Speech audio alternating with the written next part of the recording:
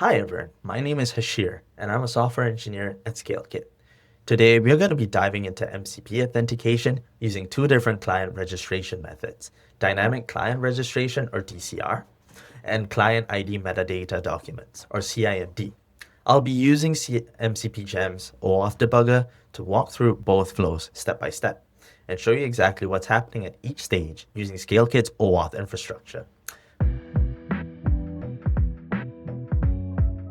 In the case of DCR, DCR is defined in RFC or Request for Comments 7591, which is basically a standardized internet protocol. The client makes a post to the posts its metadata, things like redirect URIs and grant types to a registration endpoint. The server validates this, creates a client record, and returns a client ID. From that point on, it's standard OAuth. Think of it as introducing itself at runtime. And the client ID will look something like this. Basically, it'll just be a string of numbers that uniquely identify the client. In the case of CIMD, it takes a different approach. Instead of registering, the client uses a HTTPS URL as its client ID. Something like claude.ai/.wellknown client ID meta.json. So that URL hosts a JSON document with the client's metadata. When the server sees this URL-based client ID, it fetches the document directly. Both solve the M&N problem, but it works in different ways.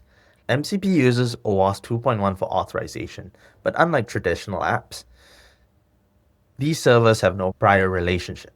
This raises a core question. How does the client tell the authorization server who it is? And that's where client registration basically comes in.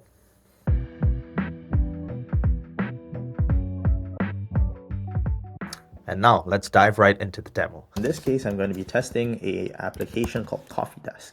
So CoffeeDesk has an MCP server, and the CoffeeDesk application itself allows users who are part of their organizations to manage their projects and their tasks in their given workspace.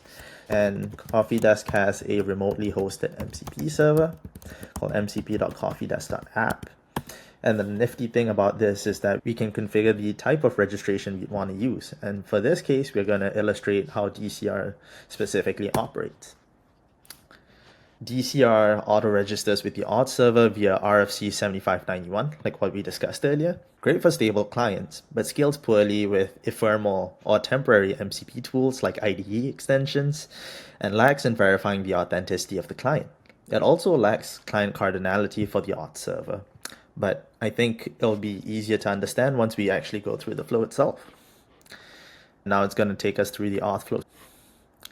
So we are at the discovery phase at the moment where the client attempts to collect the resources in the server, and it gets an unauthorized with the authenticate header.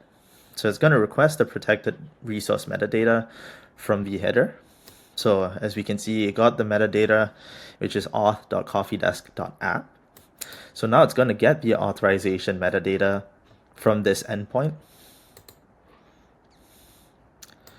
So this is how DCR works. If we perform the post, we're going to get the client ID and the client secret. The client secret's not shown here for security reasons.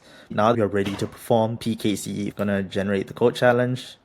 And once that's successful, we will be able to access the resource once we have performed the authorization process. So it's going to open up the authorization URL. And as we can see, we have the CoffeeDesk application open. The login box, along with the color scheme and the logo, is powered by ScaleKit. While it is completely white labeled, ScaleKit is powering the entire backend. So I'm going to be playing the role of John Abraham at Food Corp, a company that's currently using CoffeeDesk. So John's going to be logging in. And because Food Corp is currently configured with an Okta SSO, ScaleKit basically redirects that organization to identity provider. We're going to log in. I'm going to use John's credentials for this. And there we have it. So once the login process is complete, we will be delegating permission client to perform operations in the CoffeeDesk MCP. So we're going to click authorize. As we can see, the authorization request was given, and because we had the correct code along with the other metadata, the code challenge was successful. We got the authorization, and now we have the token requests along with the code verify and resource to make sure that there's no one intercepting the data in the middle. So I'm going to click continue. And now that the MCP server definitely knows it's us, we got the access token and the refresh token. Basically, when our session expires, we can use the refresh token to continue if we do require more time. We see that the MCP request with the access token has been given. And now the MCP server will be willing to connect to our client. And we see that Coffee Desk has been connected right here. We basically have the tools from Coffee Desk MCP.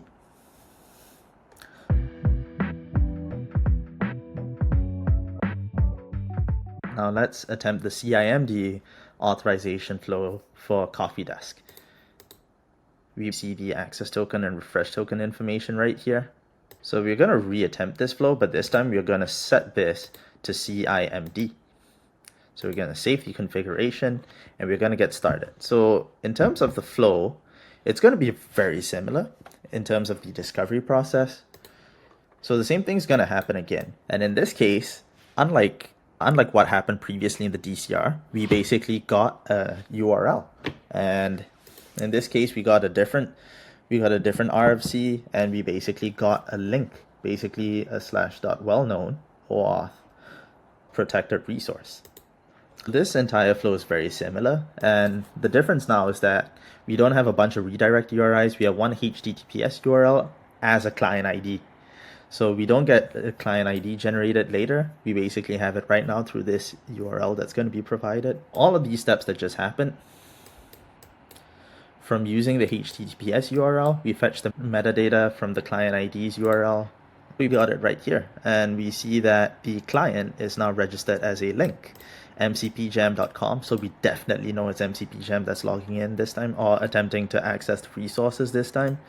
And we see the CIMD being clearly declared. So this is one of the key benefits of CIMD. And we got all of this through a HTTPS URL instead of a JSON. So now that we're ready, the proof key code exchange or the code challenge is now established. And we're going to attempt that again. We're going to click authorize. So the reason why it skipped was because we literally just performed this code challenge right before, and we did it in the DCR. So the access token is still active. So which is basically why that window opened instantaneously and just moved us forward, because the session is still active. So even though I disconnected it, I didn't officially log out from Coffee Desk. So it was still active. So we have the authorization code callback. We have a code. And now we're going to make sure that it's definitely us with the code verify and the resource. We got an access token now, and we got a refresh token as well. The process is almost exactly the same, with the exception that instead of getting a JSON with a bunch of redirect URLs to perform the authorization process,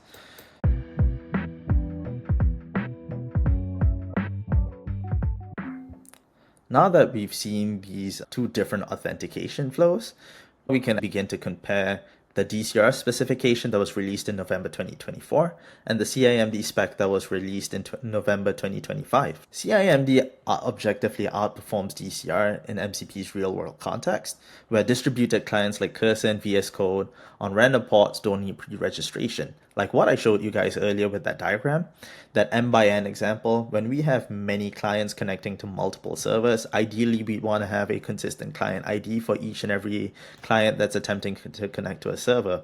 In this case, it basically gives a client ID for each URL that's being used to connect to a server, so we can uniquely identify each client that's being connected.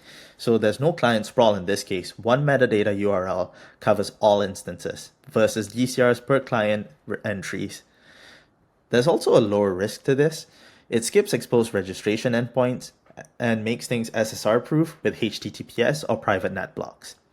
The documentation indicates that CIMD is now the ideal option for remotely hosted MCP servers like the one I just showed you with HTTPS .://coffeedesk mcp.coffeedesk.app. And DCR is generally preferred for locally hosted solutions, but generally with MCP servers growing at scale, most of them are going to be remotely hosted. So you can use MCPJam's debugger to verify both, but built with CIMD. It's the scalable path for production in MCP auth. And that's all I have for you guys. I really hope this was helpful, and thank you guys for your time.